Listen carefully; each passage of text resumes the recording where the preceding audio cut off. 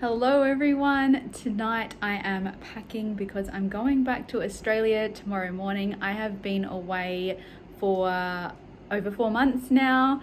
The borders were closed when I left and I didn't think I would be able to return so quickly, but I now can.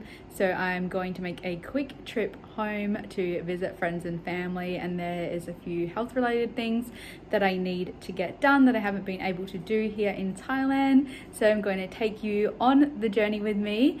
Now my friends don't actually know I am returning. I've kept it super secret, so I'm going to take you with me as I surprise them and surprise some family members. The only one that knows that I am going is my mum, because she'll be picking me up from the airport and I'll be staying at her place, but no one else back home actually knows that I'm returning. So yeah, I'm going to take you along, and right now I'm going to show you how I pack.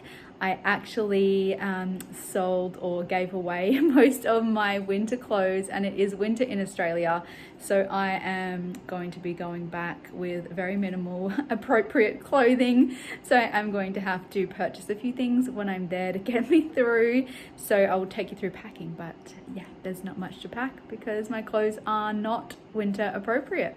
I use these zip up packing little box thingies when I pack. It tends to keep all of my clothes pretty well organized, but they do take up a lot of room, so I might rethink that in the future, I think. So as you can see, I do not have much to pack. I only have a starter fare on my flight, so I only have 20 kilos that I can bring with me anyway. But fun fact, we actually moved here with only 3 suitcases between us, and it's a total of about 50 odd kilos, maybe 55. So it's not too hard to keep the weight to a minimum this time around. What I do have are a few versatile pieces, like long maxi dresses that I can wear with stockings underneath and boots. So I can wear that both in Thailand and Australia, and that was intentional on my part.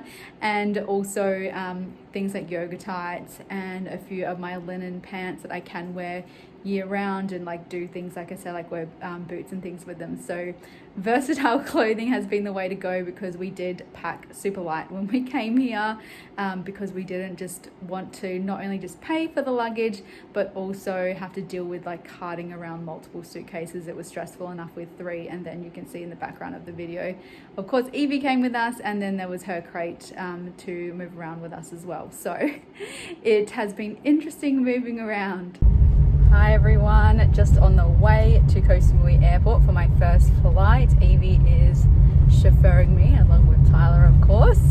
So I've got a jam-packed day full of flying, and I'm going to take you along with me every step of the way. This is the view on the way to the airport. Not very exciting, but there is a lake right here that is opposite the Central Festival shopping mall, which is pretty. So this is the Koh Samui Airport. As you can see, it's not your average airport. It's all outdoors, which is pretty cool, adds to those tropical vibes. This was the gate I waited at, and this is the view from the airplane.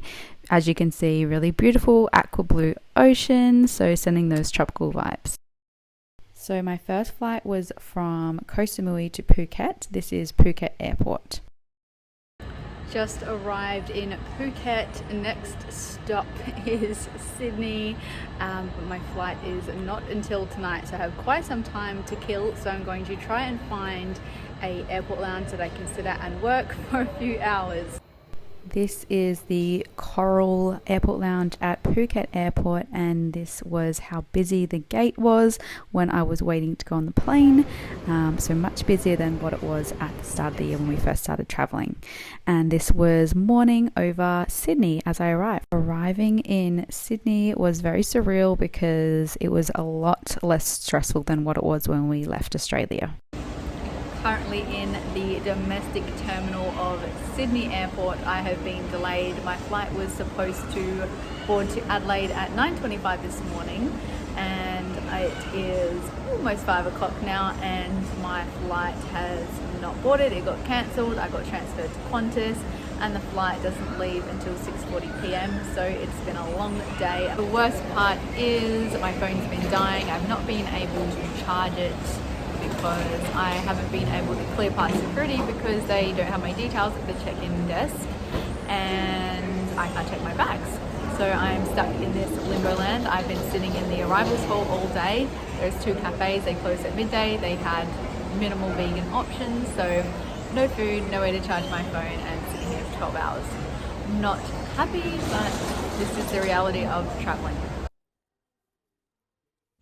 Hello everyone, it is now Friday. I started traveling on Tuesday. So I've been one day in Adelaide, but it turns out that last flight that got rescheduled was also then delayed by a further 2 hours. So I ended up getting into Adelaide on Wednesday night at after 11 p.m. So that was fun, not, but I made it. I'm here now, I'm adjusting to winter temperatures, and I'm about to go surprise my best friend from Canada who still lives in Australia, and she doesn't know I'm coming. I've been organising this for weeks with her partner, so I'm going to go surprise her now, and he's going to film her reaction, and I'm going to share it with you. I just made it all the way to Strathalbyn, and I'm about to go in to my best friend's house to surprise her. I will see you on the other side. Which door? The front door. Why? Someone's out there. What are you doing here? Surprising.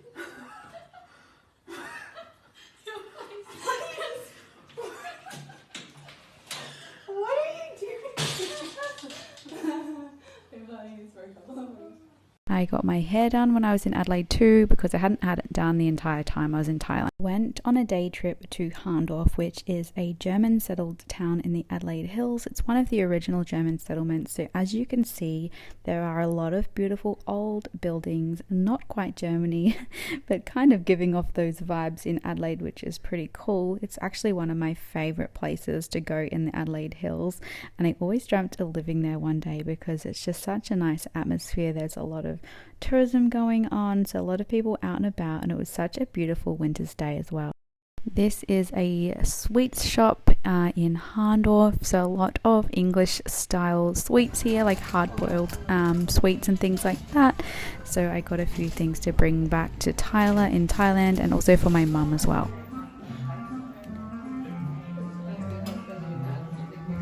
Next we went into this super cute Christmas store that had a bunch of Christmas decorations and Christmas themed things. This is Rundle Mall at night time, so it's the main shopping district in Adelaide City, and there was a light display on when I was there, so there were lights all throughout the city and a lot of people were out and about, which was cool to see.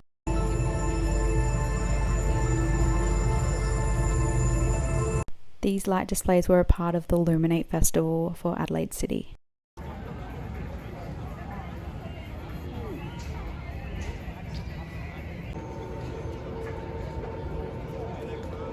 As you can see, there were so many different light displays with different themes throughout the city.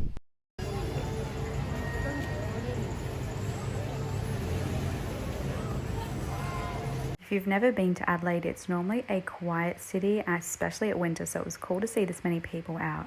I ended up spending a month in Adelaide, which was really nice. I didn't get too much footage because honestly I didn't get up to that much. On the way back I decided to get an international flight with Singapore Air directly out of Adelaide to avoid the drama that I experienced on the way in.